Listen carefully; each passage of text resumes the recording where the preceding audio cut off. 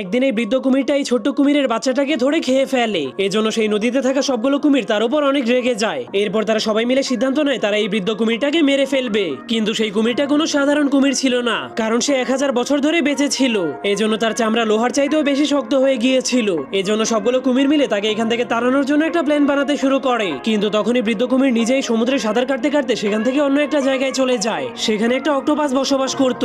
সেই অক্টোপাস নিজের জীবন বাঁচানোর জন্য প্রতিদিনই সেই বৃদ্ধ কুমিরের জন্য মাছ শিকার করে আনতো। কিন্তু রাত হলেই সেই কুমিরের প্রচন্ড ক্ষুধা লাগার কারণে সে ঘুমাতেই পারতো না। এজন্য সে ওই ঘুমন্ত অক্টোপাসের একটা পাকেই খেয়ে ফেলে। এরপরের দিন সকালে সেই অক্টোপাস কিছুই বুঝতে পারেনি। এজন্য সে আবার ওই কুমিরের জন্য মাছ ধরতে সমুদ্রে চলে যায়। কিন্তু রাত হলেই সেই কুমির অক্টোপাসের আবারও একটা পা খেয়ে ফেলে। কিন্তু তবুও অক্টোপাসটা কুমিরকে কোনো সন্দেহ করেনি।